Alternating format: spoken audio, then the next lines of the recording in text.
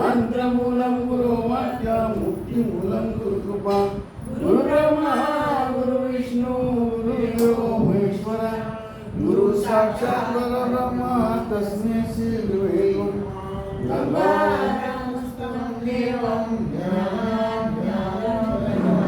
पार्वती नंदनं वन्दे सिद्धरामं जगद्गुरुं ब्रह्मानन्दं परमसुरं केवलं ज्ञानमूर्तिं द्वन्द्वातीतं परमसुरं तत्त्वमस्यादिलक्ष्यम् एकं नित्यं मनोरमं सर्वगुणी साक्षिभूतं भावातीतं त्रिगुणरहितं सद्गुरुचरणामि श्री गुरुचरितामृते गुणपापे जानि दुर्वासंस्कृते ज्ञानमये ज्ञानि शुभाशुभमाता भावनायां जानि निशिचिन्तयामि मोदनी सोपानि जय गुरु समर्थ राजा सपना सीतारामेश्वर राजा सपना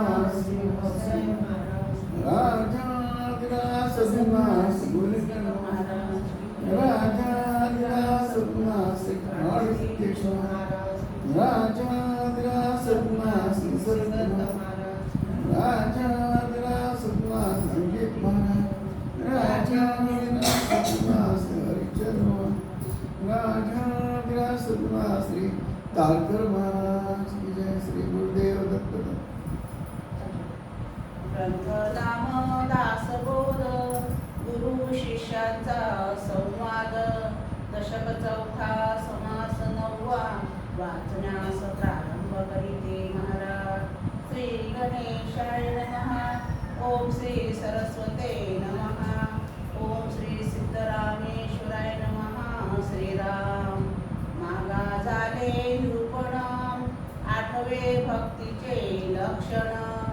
आता ऐका सावधान भक्ती नवमी निवेदन जाणावे आत्म निवेदन करावे तेही सांगितलेल स्वभावे प्रांजळ करुनी.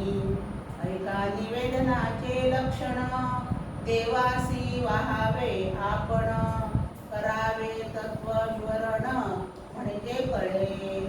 मी भक्त ऐसे म्हणावे आणि विभक्तपणाची भजावे हे आवकेची जाणावे विलक्षण. लक्षण असो न विलक्षण ज्ञान असो न अज्ञान भक्त असो न विभक्तपण ते हे ऐसे. भक्त म्हणजे विभक्त नव्हे आणि विभक्त म्हणजे भक्त नव्हे. विचारे विण काहीच नव्हे समाधान. तस्मात विचार करावा देव कोण तो ओळखावा. आपला आपण शोध घ्यावा अंतर्यामी. मी कोण ऐसा निवाडा पाहो जाता तत्व झाडा. विचार पाहता उघडा आपण नाही. तत्वे तत्व जेव्हा सरे तेव्हा आपण कैसा उरे. आत्मनिवेदन येणे प्रकारे सहजचे झाले. तत्वरूप सकळ भासे विवेक पाहता निरसे. प्रकृती निरासे आत्मा असे आपण कैसा. एक मुख्य परमेश्वर दुसरी प्रकृती जगदाकार तिसरा आपण कैसा चोर आणिला मध्ये. ऐसे हे सिद्ध की असता नाथीच लागे अहंता. परंतु विचारे पाहो जाता काहीच नाही. पाहता तत्वविवचना पिंड ब्रह्मांड तत्वरचना. विश्वाकाय व्यक्ती नाना तत्वे विस्तारली.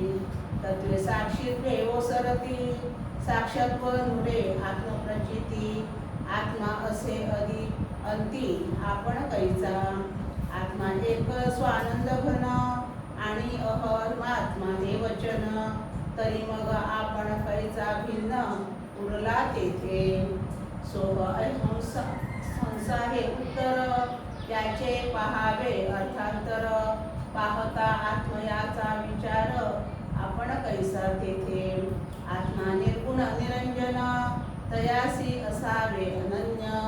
म्हणजे नाही अन्य आपण कैचा तेथे.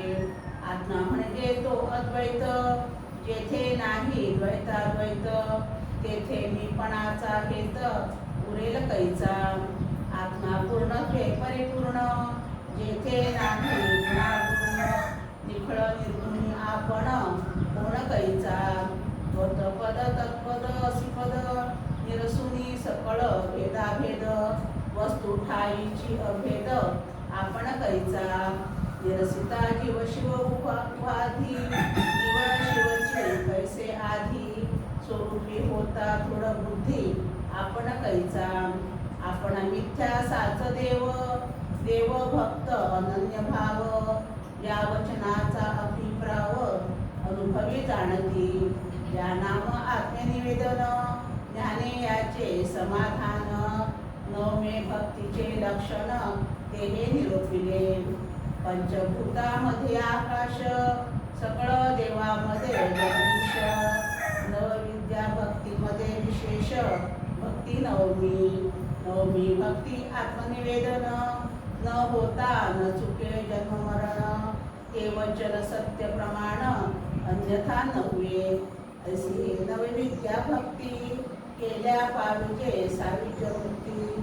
सायुज्य मुक्तीस कल्पांती चरण नाही, मुक्तीस आहे चरण, सायुज्य मुक्ती अचळ जाण, कैलाक्यास होता निर्वाण, सायुज्य मुक्ती चळेना.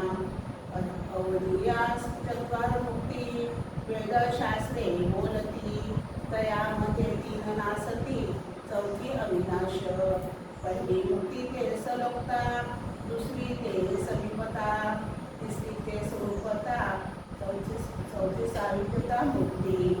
तसियास चत्वार मुक्ती, भगवत जने प्राणी पावती, तेची रूपण प्रांजळ श्रोती, सावध पुढे परिसावे. इति श्रीदास बोले गुरुशिष्य संवादे आत्मनिवेदन भक्तीनाम समास नवम. 5 वेळा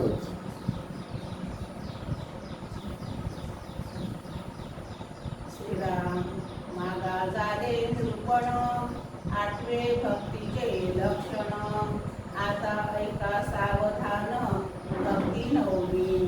नवमी निवेदन जाणावे, आत्मनिवेदन करावे, तेही सांगितलेल स्वभावे प्रांजळ करुणी.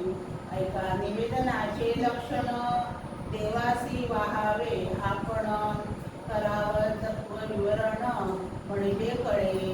विभक्त ऐसे म्हणावे आणि विभक्तपणे जी भजावे, हे अवघेची जाणावे विलक्षण.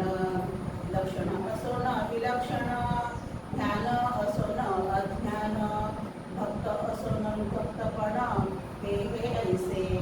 भक्त म्हणजे विभक्त नव्हे आणि